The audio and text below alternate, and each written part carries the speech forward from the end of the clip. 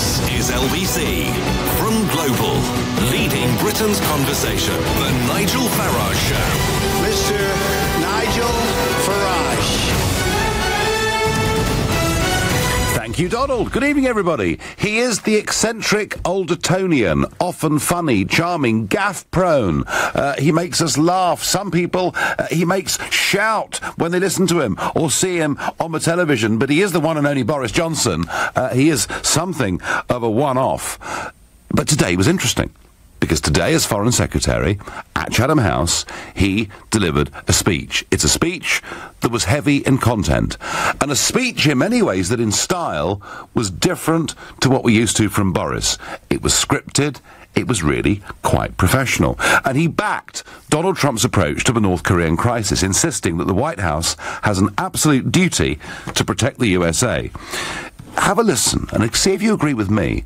This is a more statesmanlike Boris Johnson. Kim Jong-un and the world need to understand that when the 45th President of the United States contemplates a regime led by a man who not only threatens to reduce New York to ashes, but who stands on the verge of acquiring the power to make good on his threat, I'm afraid that the US President, whoever he or she might be, will have an absolute duty to prepare any option to keep safe not only the American people, but all those who have sheltered under the American nuclear umbrella. Slow, deliberate, scripted, professional, serious, intent, and he went on to say that dialogue and diplomacy should remain open. That diplomacy has helped to make the world safer, more secure, more confident, and therefore more prosperous. It has helped to avoid what might otherwise have been a Gadarene rush to destruction, in which the world was turned into a great arena of Mexican standoffs, a nuclear version of the final scene of Reservoir Dogs. Well, I think Reservoir Dogs was a little bit more Boris-like, and then when we got to the questions and answers, well, see what you think, but I would say it was Boris falling more back into his usual bumbling ways. I don't think anybody can conceivably want a military solution to this problem. And indeed, I know many who have studied the matter find it very hard to see how the nuclear solution, military solution. That's more like Boris, isn't might play out. And yet, clearly, it must remain on the table. There must be the possibility of some kind of military option. There is a spectrum of things that could be done. That possibility must, at least theoretically, be maintained on the table. Well, Reservoir Dogs and bumbling and stumbling shows you that however hard he tried to be the statesman, he still at heart was Boris. But we did see a different type of Boris today, less of a joker, you might say. And of course this follows hard on the heels of his 4,200-word piece that he wrote for the Daily Telegraph, somewhat upstaging, you might say, Theresa May's speech that she went to give in Florence. He's said by those that know him best to be fiercely ambitious, desperately keen to be the next Prime Minister, and given, let's be frank, that the Prime Minister is far from being out of the woods in terms of her premiership, we could, by Christmas, face the fact that the Conservative Party would be looking for a new leader, and we, in turn, looking for a new Prime Minister. I want to know from you, can you see Boris Johnson as the next Prime Minister? If you think, yeah, actually, do you know what? He's got his act together, then call me on 0345 6060 973. Perhaps you think, no, sorry, I still can't take him seriously, in which case text to 84850, or perhaps you've got some advice for Boris as to what he needs to do to reach the very top of that greasy pole, in which case you can tweet using the hashtag Farage and LBC at LBC, and you can watch me on Facebook. I'm live here in London, and you can comment using that medium too. And we have a new caller, another person with the misfortune to be called Nigel, who lives in Plymouth. Good evening, Nigel. Good evening. It's a great pleasure to be able to speak to you. Well, thank you. I think Boris in the past has probably been a little bit untrustworthy. Uh-huh. I think he is seizing the initiative. He's got a degree of respect for Donald Trump, which I think is totally appropriate. I think that's true. I think that's true, actually, yes. Yes, I agree with that. But Nigel, do you take him seriously? Yes, I do. I live in Plymouth. My sister lives in London. When he was fighting for his second term as mayor, I was sitting in a petrol station listening to the radio, and I was impressed by the amount of detail that he actually gave to the people that were phoning in. So I think he's an intelligent man. When he was mayor of London, he brought in some top advisors, and I think he did a relatively good job. No, okay. And of course, he appeared regularly on LBC, an absolute regular on LBC. Boris, who has not just appeared as a guest and done phone-ins with Nick Ferrari, he's also hosted shows here too, as indeed did another old Etonian, Jacob Rees-Mogg, this morning. So, Nigel, you think his track record as Mayor of London was a good one? He kept out of trouble, he delegated well, you see him as a future Prime Minister? I do. I think he made the underground a lot safer. I know some people who work for Transport for London, and they were actually full of praise for how he did make the tube safer by banning alcohol. So I think he's a man that can deal with issues. If he could bring a decent team in, I'd like to see John Redwood brought in as one of our major negotiators in Europe. You're on the Eurosceptic wing, Nigel, aren't you? Yes. Just a bit. One of the people that most impresses me is Aaron Banks. That man needs to basically be involved in strategy. Boris and Aaron together, wow, that would be a very exciting lunch to go to. We see how they spark off each other. And Nigel, let me just ask you one more question. There are some that say that Boris would be unsuitable for the top job because of some aspects of his private life. Do you think they matter, or do you, like me, think no one cares anymore? I don't think anybody cares. I think things are so bad in this country at the moment, both in the domestic agenda, with issues to do with law and order, with the way things are going, with negotiations within Europe. It looks as if we're going to be turned over by those people. So we just want the right person, yeah? Yes. Yeah. Fine. Nigel, you couldn't have been clearer. Nigel there from Plymouth saying Boris did a very good job as the Mayor of London and has a good relationship with Trump and that administration. And, hey, that matters in a world with threats like North Korea. Leslie says to me by Twitter, we already have one substandard Prime Minister. We don't want another. Nigel, yes, go Boris. We love him, says Kate on text. I can't see any way in which Boris Johnson will make a suitable Prime Minister. He is a most annoying person to listen to, even though I agree with most of what he says Brian. Well, Brian, a lot of people love Boris. He makes them laugh a lot, just looking at him sometimes. And even today, when he was playing Mr. Serious, he hadn't combed his hair properly. I mean, there are things he just can't do.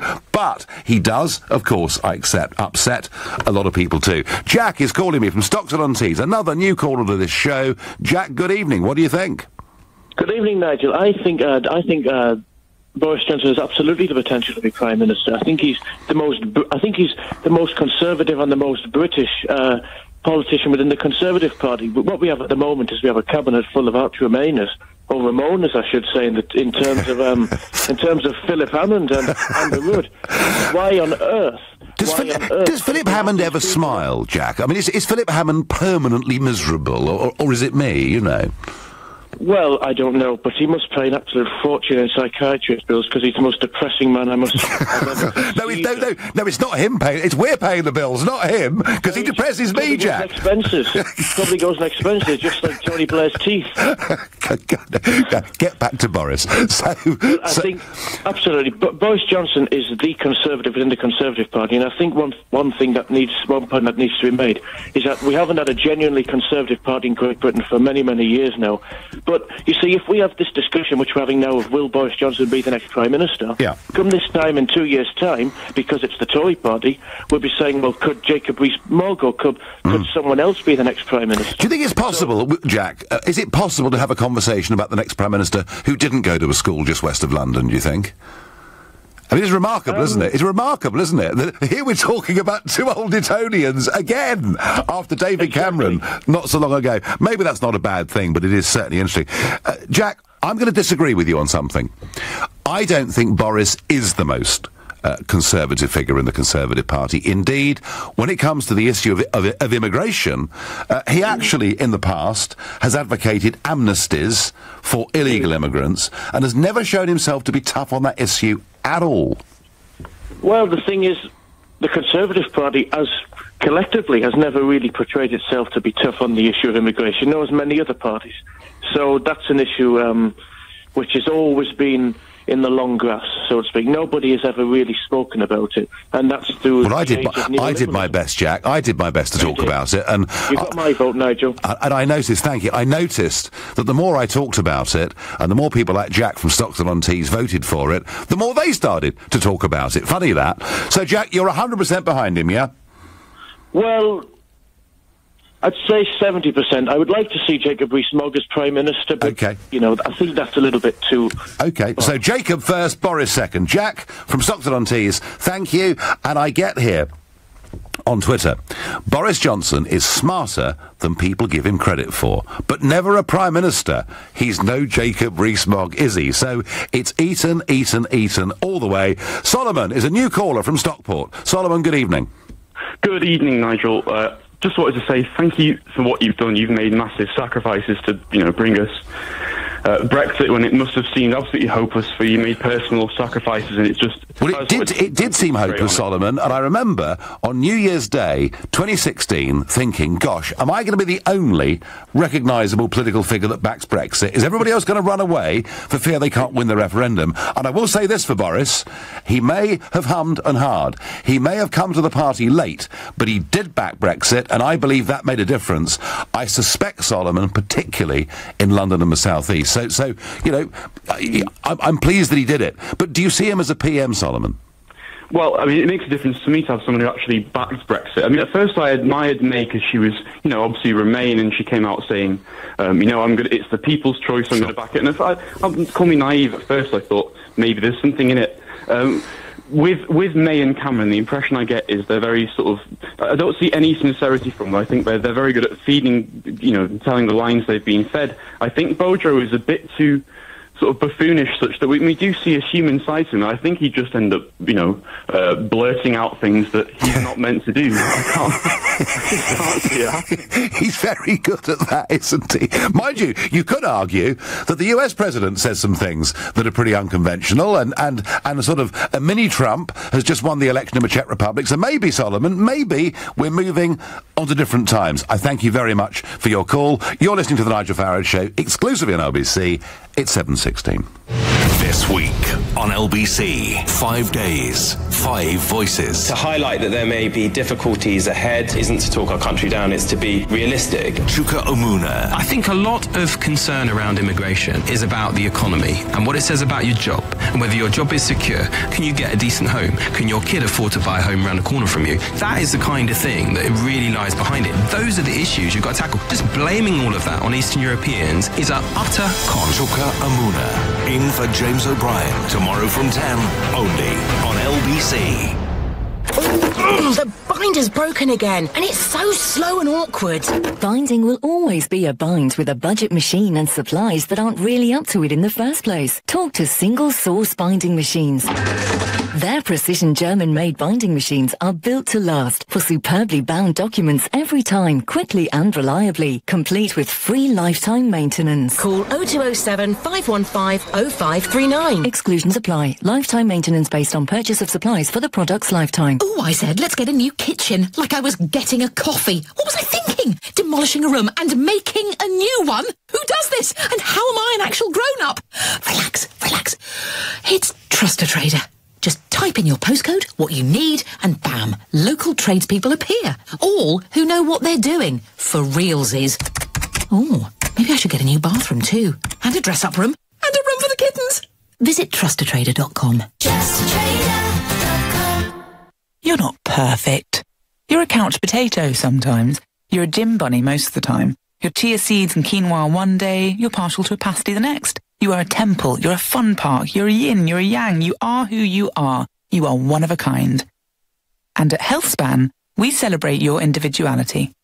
However you look after yourself, HealthSpan have the vitamins and supplements to help you be you. Visit healthspan.co.uk today. HealthSpan. Go on you. Hi, you've reached Tom's voicemail. I can't come to the phone because Season 8 of Fox's The Walking Dead is about to stream on Now TV. I've been looking forward to this and I'm not missing it. So, leave a message. Although the Now TV Entertainment Pass does have over 250 box sets to watch. So maybe, don't call me, I'll call you. To get your 14-day free trial of the latest shows, including The Walking Dead, search Now TV. 18 plus, new customers only, pass auto renews at $7.99 a month unless cancelled. What's the smart way to enjoy a break from the ordinary? Aer Lingus flies to Dublin from London Heathrow and Gatwick from morning to night. So you could take a stroll around Trinity College, visit the picturesque fishing village of Howth, or enjoy the breathtaking view from the Dublin mountains. Then, round it all off with some live music in the bustling city centre. Fly from Gatwick from just $32.99 each way as part of a return trip. Smart discovers Dublin. Smart flies Aer Lingus. Book now at airlingus.com. Offers subject to conditions and availability. What if you could get that winning feeling every single month? With NS&I's premium bonds, every month you could win tax-free prizes from £25 up to £1 million. And NS&I guarantees that every pound of your savings is 100% secure because we're backed by HM Treasury. Who knew saving could be so exciting? Premium bonds at nsandi.com. Minimum initial investment £100. NS&I. Safer savings set you free. The Nigel Farage Show on LBC. Call 0345 6060 973. It's Boris night here on the Nigel Farage Show, and we were asking you, after that speech he gave today, when he came across as rather more statesmanlike and scripted and serious, and furthermore was prepared to tackle the tough question of North Korea and what Trump should do, is he ready to be Prime Minister? Now, Ralph says to me by text, Nigel, quit making a fool of yourself. One silly speech and Boris is your hero. When he says something silly tomorrow, as he surely will, what then? Ralph, I haven't given you my opinion yet, so I'm not saying I was won over by his speech, but I will give you my opinion. I first met Boris back in the 1990s when a very good friend of mine, who I worked with in the commodities business, a chap that had been at school with Boris all the way through in Eton, introduced me to him. We had a couple of lunches. At the time, I was completely unknown. He was a little bit known, but not really that much. He was enormous fun to be with, full of anecdotes, humour, wit. Thoroughly enjoyed both the times we had lunch and got together. Good fun. Lunches that ended later than I think lunches in the business world do these days. But I have to say, during the referendum, I was thrilled he came out and back the Leave side. I don't believe without him we would have got over the line. I think he played a very significant role indeed. Something his sister Rachel, who of course is an ardent, absolutely fanatical Remainer, I think she knows her brother coming on at the end there did make a big difference. But I remember about 5 weeks before now, the referendum, I was on the phone to him, and he had his bus going around the country, or his coach rather, going around the country with the 350 million figure on the side, and I had an open-top double-decker with music blaring. The Great Escape, actually, was what we chose to play. I said, this is really crazy, Boris. Why don't we have a coming together at some point? You, me, and Kate Hoey, who's got a Labour bus going around the country. Why don't the three of us converge on a market centre to show that whilst we're in different campaigns, we're actually on the same side? And he rather liked that. He said, oh, yes, he said, a little bit like the American army and the Russians meeting on the Elbe in Germany in 1945. And I liked that. He said it was a really great idea that those three separate campaigns would come together, big, united front, to show the voters that it didn't matter whether you were left, centre or right, this was about Brexit, our country. And he really agreed with it. He was excited by it. And then he said, I'll have to ask my people. I said, I'm sorry? Oh, I'll have to ask my people. I said, what, you mean the apparatchiks, the paid apparatchiks that run the campaign? Oh, well, I'll have to check with them. I said, you could be Prime Minister in 6 weeks' time. Can't you make a decision? And you know what? He couldn't. And that does worry me a little bit. I'm not sure he is good at making decisions. I see him rather like a political butterfly.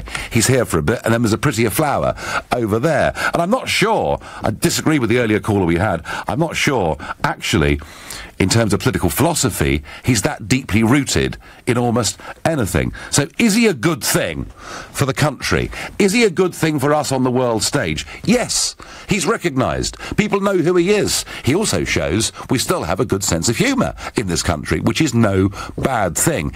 Is he a good ambassador for Britain? Overall, I would say absolutely yes. Do I see him as a Prime Minister? Personally, I don't. So there you go, Ralph. You jumped the gun with that text a bit, didn't you? Lee is calling from Aberystwyth in West Wales. Lee, good evening. Good evening, Nigel. How are you? I'm very well. I've just said what I've said, Lee. I like Boris. I respect Boris. I think he's got a great intellect, huge personality. I think he's great for the country. It's right he should be in the cabinet. I just don't see him as Prime Minister material, Lee. What do you think? Well, just first of all, let me thank you on a personal level for all that you've done to bring us, this close to our independence so far. I'd just like to thank you. Thank you. I'm a great fan of you. We're not quite there yet, Lee. There's a little bit of spade work left, I think. But anyway, this close, anyway. No, I'd just like to share just for this debate that. So far, at university, there's a tutor I've got. I'm not going to mention names, but basically he was a researcher who worked very closely with Boris Johnson in the previous years. And he said that the very moment that you underestimate Boris Johnson, he likes to act a bit like the guy, he likes to mess around a bit. That is exactly where he wants you to be. He's got you in his arms at that very moment. He's a very smart individual. But I just thought I'd like to share that. Yeah, no, well, Lee, I think, if you get comments from people that have worked closely, and clearly as a researcher he would have worked closely. I take that, Lee. I take that point, and the fact you kept it anonymous I think is absolutely right and correct and proper. Lee, thank you. Second caller we've had. One previously saying he was a good mayor of London, he delegated well, and Lee spoke to one of his researchers who said, basically, don't underestimate him. Chris says, I can see Boris as PM. He's not like the other politicians. He knows his flaws and admits when he's wrong. Yet he's often had to say sorry, hasn't he? Various cities in the country that he's been derogatory about, and he's had to apologise. Boris for Prime Minister, even if it's just to scare the life out of the EU Commission, says Philip. Well, certainly, I can tell you, in the European Parliament, they are much happier with Mrs May than with somebody who was a genuine Eurosceptic, and that wouldn't really matter whether it was Boris or perhaps even David Davis. David Davis for PM, he's a leaver, not like Mrs May who wants to stay in. So I do think Brussels are much happier with May than they would be if it was Boris. Joseph is calling from Finchley. Joseph, good evening. Would you make a good PM? Yes, I think so. Yes, he will make a great Prime Minister, in my view, because of his intellectual clout, although he does sometimes, he seems to be hesitating in saying certain things, but in general, the personality he has will show up when he is in a big role as Prime Minister, I think. And especially considering all the reasonings he made in the article he published in the Telegraph, and also the arguments he has made so far, and I've listened to that closely, I think he will have the capacity and also the audacity to tackle this Brexit issue, and because currently what we have is primarily hesitation and sometimes deviation from the road that we decided to go to, and we need that, I think, quite seriously. And in my view, he cannot be underestimated. No. Well, you're not the first person, Joseph, to say that this evening, and I will agree that the piece in the Telegraph, the 4,200-word piece in the Telegraph, was good. Not just that it was well written, but it actually had a vision for where the country goes post-Brexit, something that is desperately lacking from Mrs May. So, Joseph, as you can see, I'm a fan of Boris Johnson. I just don't see him being the right person for that top job. Joseph, thank you very much indeed. And Joseph, in fact, every one of them so far tonight have been new callers thus far.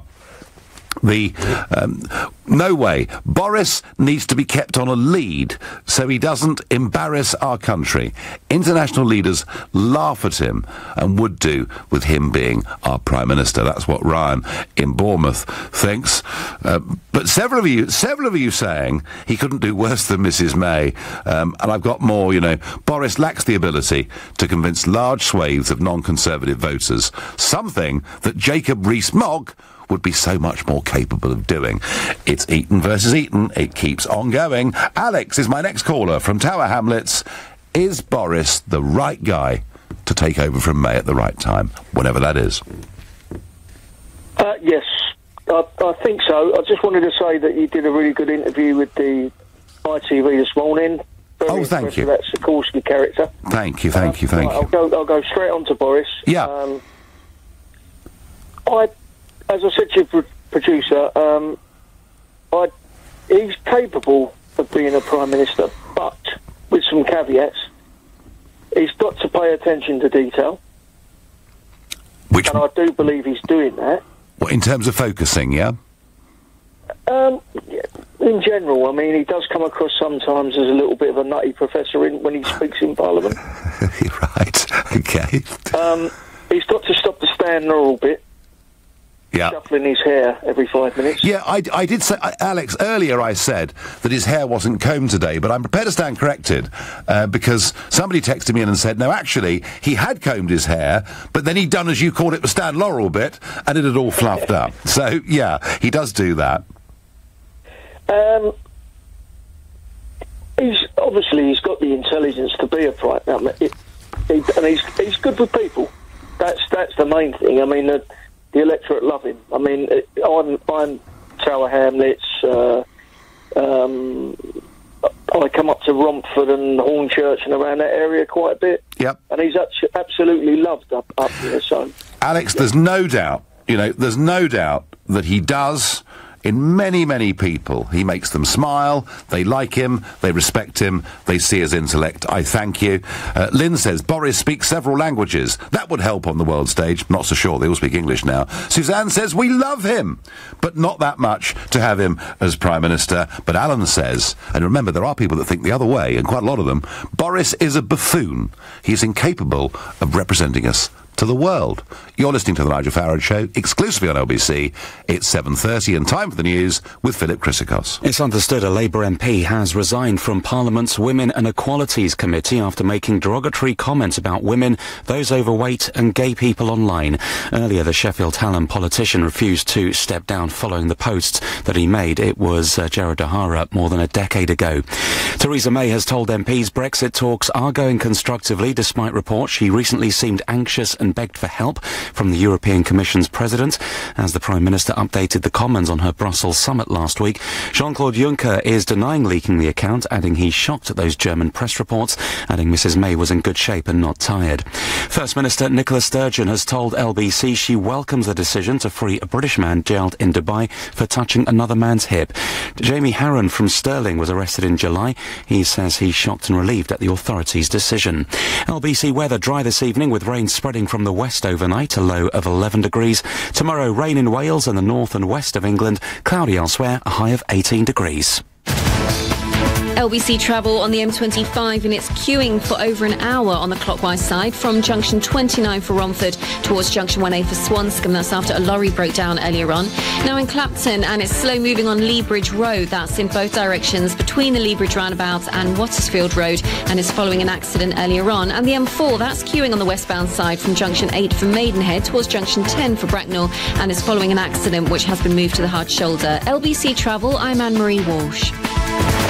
This is LBC.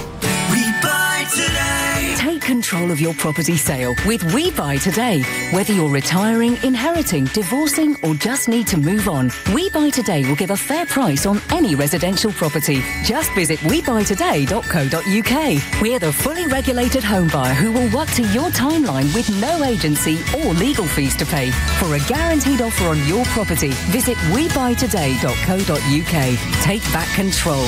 We buy today. The binder's broken again, and it's so slow and awkward. Binding will always be a bind with a budget machine and supplies that aren't really up to it in the first place. Talk to Single Source Binding Machines.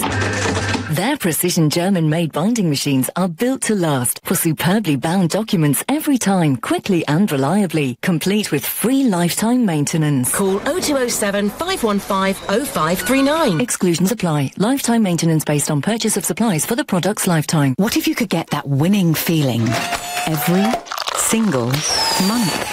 With NS&I's premium bonds, every month you could win tax-free prizes from £25 up to £1 million. And NS&I guarantees that every pound of your savings is 100% secure because we're backed by HM Treasury. Who knew saving could be so exciting? Premium bonds at nsandi.com. Minimum initial investment £100. NS&I. Safer savings set you free. Divorce. It threatens the things you've worked hard for in more ways than you can imagine. Your home, savings, pension, and most of all, your relationship with your children. Don't let divorce cost you any more than it has to. Cordell & Cordell is dedicated to helping men in matters relating to divorce. Call now on 0330 60 60 161 or visit cordellcordell.co.uk. Office in central London. A partner men can count on. Oh, he's very thorough with his checks, isn't he? A stickler. Soon be on your way. One last big push and we'll have Dave unstuck from your Qashqai's footwell. Oh, there we go. Because we know every Nissan inside out, you get even greater peace of mind.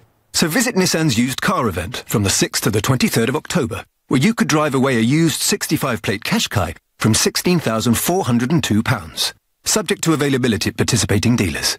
Google Nissan Cared For to find your nearest dealer. BT Infinity is the lowest standard price it's ever been. It's got the most powerful Wi-Fi in the UK compared to other big broadband providers, so it should be super speedy even if you're up in the attic. It's £24.99 a month on a 12-month contract with £59.99 up front. Sound good to you? Join today at bt.com/deals. Be there. BT. Prices may change. Price for month 13, £34.99 a month, 30 gigabytes usage. Terms apply. To verify, see bt.com/smarthub. The Nigel Farage Show on LBC.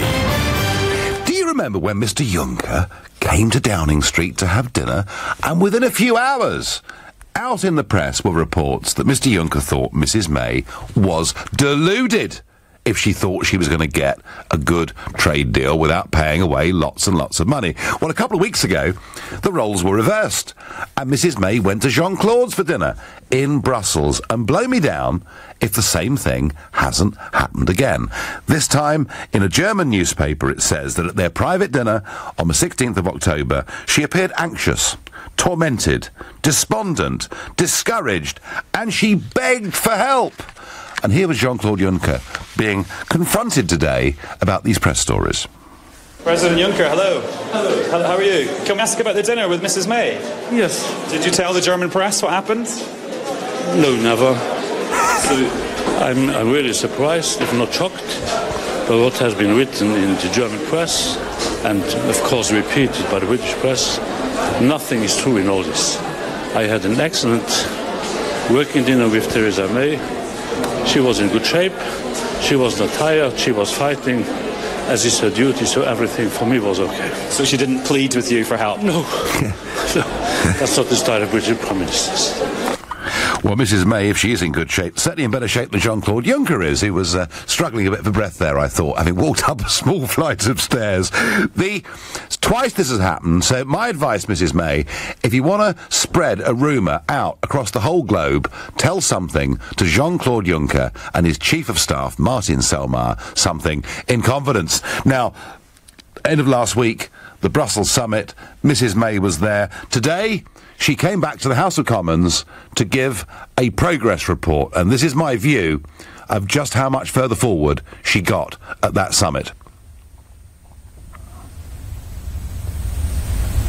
Nothing. Absolutely nothing. We're wading in treacle. We've gone absolutely nowhere. And yet she says, we don't have any agreement, but it is going to happen. We will see.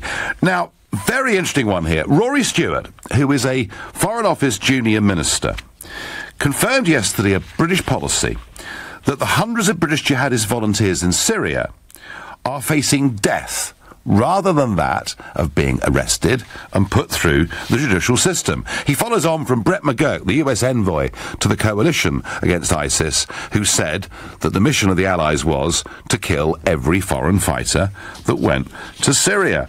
So it was really, really strong stuff to hear from a junior minister. And he said, look, they are our enemies, they are executing people, they are torturing people, and he says, I'm afraid we have to deal with that, accepting there are very difficult moral issues. Well, let me, Mr. Stewart, give you a more pressing, if you like, moral issue. There are 400 plus of these people who were fighting in Syria who've been allowed to come back into this country. So are you advocating, if we're going to take out British citizens who are, you know, in Syria with drone strikes or whatever it will be, a deliberate policy of killing them, murdering them, use whatever language you choose, would you then support the death penalty for those people that have returned to this country? Of course, now we're leaving the European Union, we're allowed to bring back the death penalty. It's barred under EU rules. And I wonder, Mr. Stewart, do you think, if it's right to kill them there, would you want them killed here? Listen, folks, we're leaving the European Union. The death penalty isn't going to come back anyway. There isn't any more the public appetite for it. But I do think it's extraordinary that a government that now advocates drone strikes to take out individual British citizens has been lax enough to only stop one from coming back into this country. I simply can't believe it. Back to Boris. Is he fit to be the PM? Is he a buffoon? Or is he actually a genius who would give us a whole different image on the world stage, having shown, as Mayor of London, that actually he can run stuff? And Mike, another new caller from Worcester. Good evening. Hi there, how's it going? Well, it's going well. But how well would it go? How well would it go, Mike, if Boris was PM? Well, for me, I mean, I feel like I'm just stepping outside of the youth demographic at like nearly 30, but even so, I look at Boris and I like to laugh at him. I enjoy him as a person, and that makes him unfit to lead a country. Do you laugh, Mike, at him, or do you laugh with him? No, I laugh at him, and that's the worrying thing. Right. And this is the thing with all, like, you know, you've got Theresa May clearly that I can't relate to. I come from a background where I don't understand. They don't relate to me at all. And then I look at Boris and I think, well, he's from the same background, but now I'm laughing at that background. I just can't. Is your comment, Mike, is your comment based on the fact that his home county's Eton? Is that what you're saying? Yeah, it's Eton versus Eton, and I come from a small high school, and I want somebody that's normal. Well, hang on. I mean, in defence of Etonians, I'm sure some of them are normal. I've never met one myself. But no, look, of course they can produce some wonderful people. It is just extraordinary, though, isn't it, in the 21st century, just how dominant that school still is in British politics. It is, yeah. And I think, and that's the thing, is that I like Boris, but like I said, I like to laugh at him. I like to look on Facebook and I think all the stupid things he's done, and I just don't come across all the things, all the good he does. So he adds to the gaiety of life, but is not the right guy to be PM, Mike. Absolutely. Terrific. Thank you very much for ringing in to LBC. Malcolm is calling from Nottingham. Malcolm, good evening. Good evening, Nigel. So you're another one. I think when I read out the fact that new callers have called, I think it encourages people who think otherwise we'd simply never, ever get through. Malcolm, what made you pick up the phone? I'd just like to say hello to you, baby. That's all right. Well, very good. Good evening. Good evening. I've just been listening to you with Boris and etc. being making a good Prime Minister. I personally don't think he'd make a good Prime Minister, but all my life I don't think I've ever fully respected any Prime Minister. I think the British government in general have been quite weak over everything, and they soon back down, and then you get the likes of Blair, whatever he was, I don't want to know. He was just hateful person. That's it. Well, that's your view. I mean, millions loved him, Malcolm. But Malcolm, so you're another one then that likes Boris but doesn't see him as PM, yeah? I don't say I like him or I don't dislike him either. I don't pay any attention to him, really. OK. So come on then, Malcolm. If it's not Boris, who do you think would be a good Prime Minister? Well, there's only one I'd respect, and I think he's a strong guy, and he knows his facts. Uh-huh. That is Rees-Mogg. Rees-Mogg. Well, you see, there we are, Mogg mania. Malcolm, can I ask you, did you listen to Jacob this morning? Because he was guest hosting for James O'Brien this morning on LBC between 10 and 1. Did you listen in? Away today. OK. I didn't listen to the television and radio at all today. Right, well, I tell you what, Malcolm, as a Rees-Mogg fan, and for all of you out there, whether you like Jacob or you loathe Jacob, doesn't really matter, but he was on LBC today, and the highlights, the best of Mogg on LBC from this morning, you can get by simply going to lbc.co.uk. Malcolm, I recommend that you do it. I thank you for your call. Mike is ringing me from Edinburgh. Mike, good evening. Hi, Nigel. So, is Boris the boy or not? Well, I think he has a bit of a credibility issue. You know, he has the reputation as being a bit of a buffoon. We kind of know that. But he does have a lot of things going for him. He's intelligent. I think he's undeniably a skilled politician. But the most important thing is that he voted Leave. And he is the politician who voted Leave who has the best shot of becoming Prime Minister, isn't he? Well, him or I suppose David Davis would have a shot at it too, wouldn't he? Sure. But either way, to be honest with you, I mean, yeah, the fact is, I think the most important thing is that it's someone who voted Leave. We can't have so many politicians in that cabinet, senior cabinet positions filled by people who voted Remain. Given what's going on with these negotiations and the increasing talk there is about there being some kind of referendum at the end of all of this, it's absolutely essential that it's someone who actually believes in Brexit.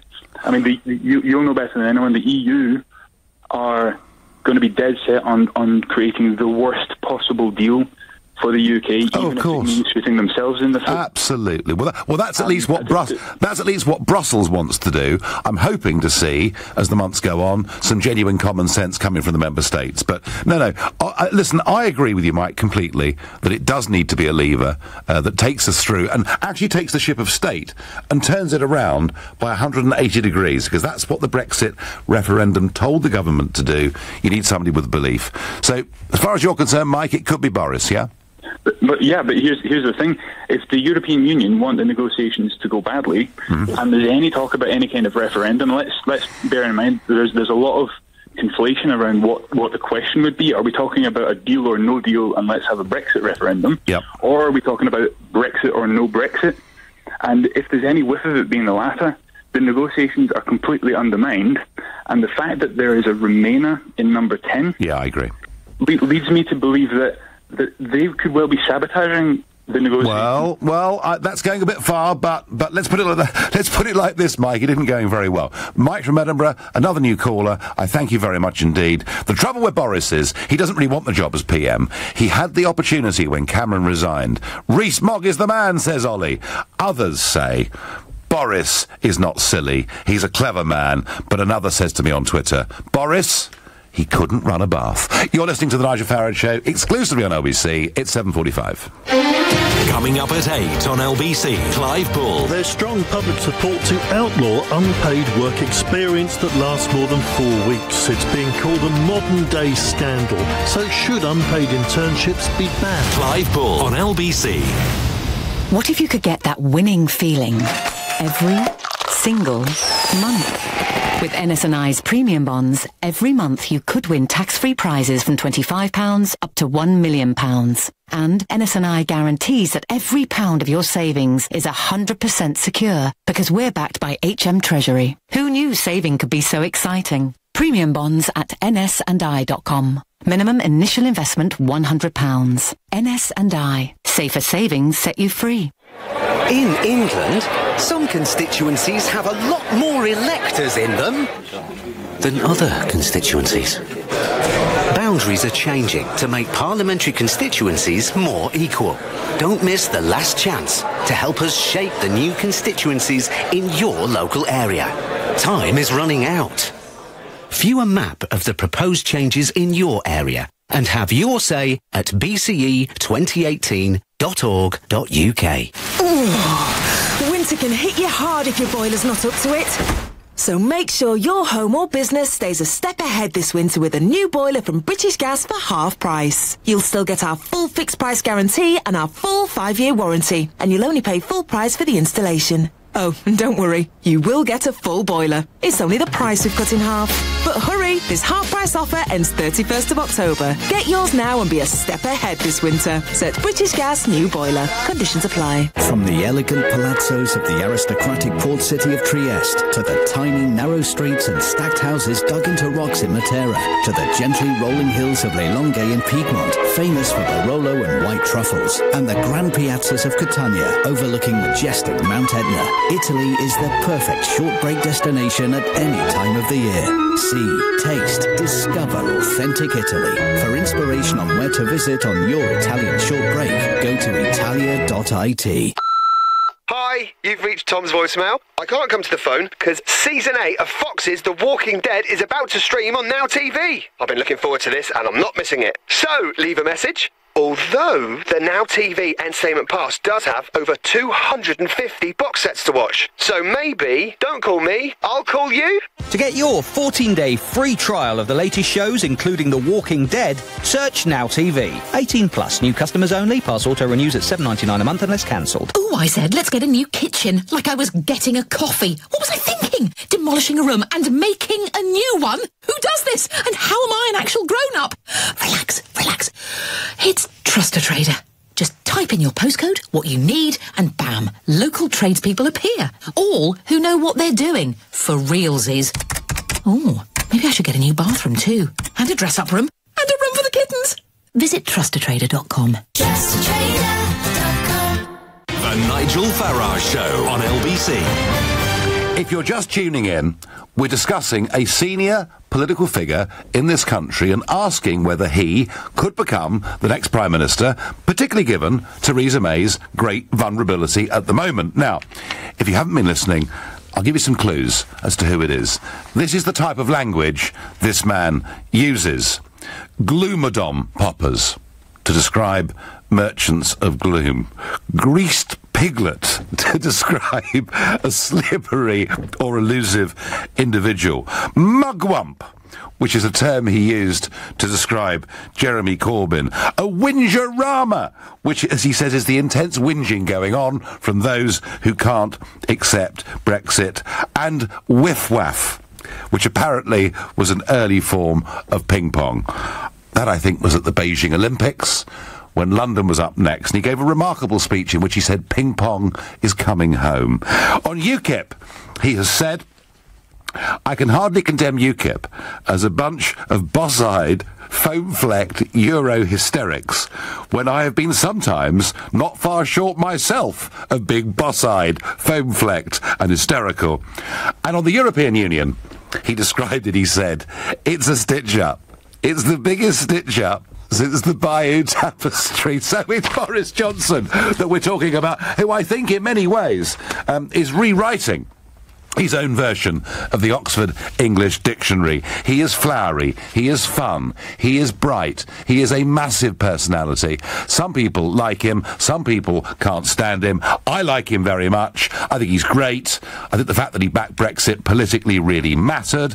I'm not so sure where he stands on everything else. I'm just not convinced he's right to be Prime Minister. Ross on Facebook says, Andrea Leadsom or maybe Davis for PM, not Boris. So Ross saying it needs to be a leaver, but not necessarily him. Stefan says the establishment wouldn't sleep soundly with Boris as PM. Home Secretary would be the best for Boris, not Foreign Secretary. Simon is another new caller from South Norwood. Good evening, Simon. Good evening, Nigel. I'm a first-time caller, so bear with me, I'm a little nervous. Well, welcome, and don't be nervous. Just think we're having a chat over a cup of tea or a pint or whatever your thing is, you know. Right, with Boris, what's been frustrating me on the show so far, we're 50 minutes into it, is that it's been on the tip of my tongue and no one's saying what really needs to be said. And that is, he bottled it. Almost, when was it, last year in June after the referendum. He had every opportunity to be Prime Minister. And for me, he lacked courage and he lacked guts. Now, let's look at Margaret Thatcher in 1975. It didn't look like she had a chance when she challenged Ted Heath, for those of you that can remember that far back. I don't patronise anyone. Let's look at David Cameron in, when was it, 2005 in November? He was the outsider. David Davis was going to be the leader of the opposition. That's what everyone said. It didn't happen. So, to me, it's absolutely essential that someone has the courage, the tenacity and the sheer guts to actually put themselves above the parapet. Well, Simon, you have brought together very well a couple of things that I've said. I said earlier on the show that I found him in the run-up to last June to be indecisive. Yeah. I also later on described him as a butterfly, didn't I? Okay. Yes. And you then have gone back to that period and said that he bottled it. So what happened? What happened? We've had the referendum result on the Friday morning, all right? Yep. Cameron has resigned at 9 o'clock dramatically in Downing Street. There is a leadership contest or coronation about to happen. Andrea Leadsom had said to Boris that she was more than prepared to support his bid for leadership, provided she became the Chancellor of the Exchequer, and he was to let her know by text by a certain time on Saturday whether that was the case or not. Guess what happened, Simon? Well, I wasn't aware of that at all. Hang on, well, let me finish it through, because it backs up everything you have precisely said, bringing together my earlier points. So where was Boris on the Saturday? Playing cricket.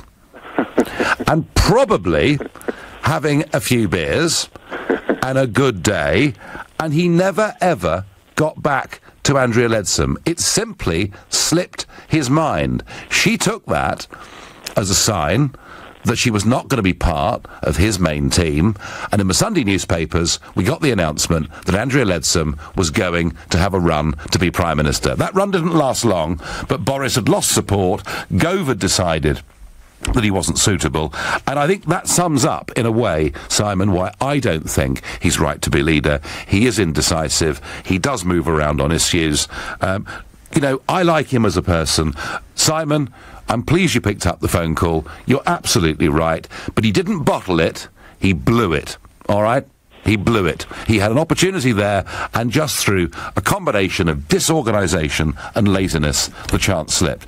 Simon, thank you for your call. Do call the show again. I thank you very much indeed. Dave is calling me from Shrewsbury. Dave, good evening.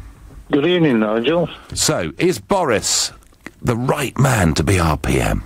No, I don't think he is. I think you've just, in your few words just now, I think you've encapsulated exactly what I think about Boris.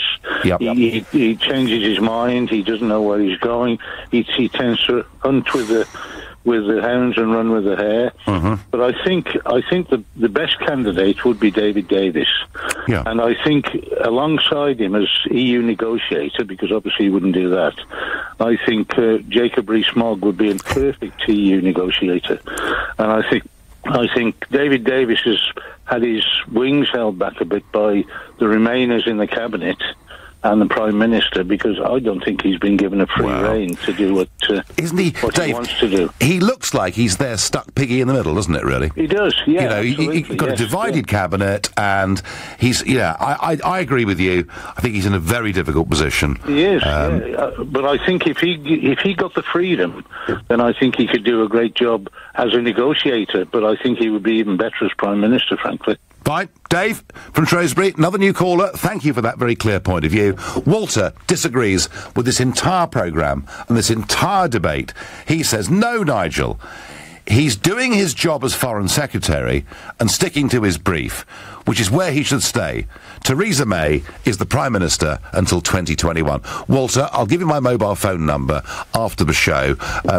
At evens, I'll have any bet you want, all right? And I mean any bet you want that she is not there in 2021. She may not be there even by the time Christmas comes. She's in big trouble. And the fact she appeared before the House of Commons today and couldn't report any progress whatsoever, to be teased and tormented and torn to bits by Jeremy Corbyn, says to me about all we need to know. And my last caller this evening on this subject is Stuart from Putney. Stuart, good evening.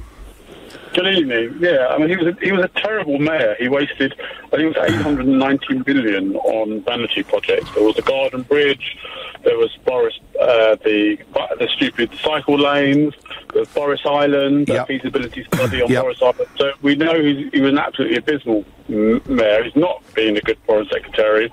He's definitely not. He's got no qualifications at all. He's fine as a journalist, and that's about it.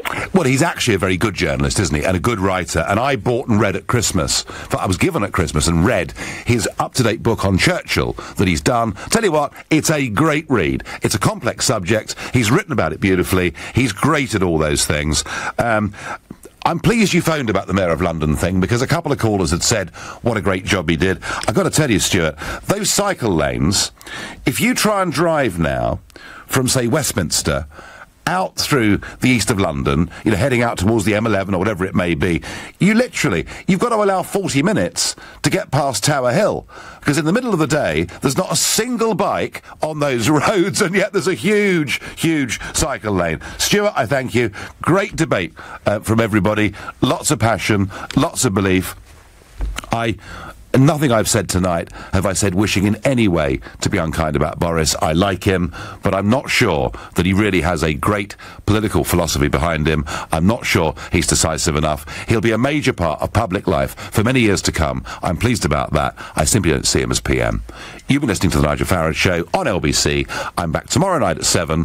Coming up tonight at 10 o'clock, it's Ian Collins. But up next, it's Clive Bull. Nigel, thank you. And coming up at 9, we've got the business hour, so it's your chance to get some advice from our business expert, Emma Jones.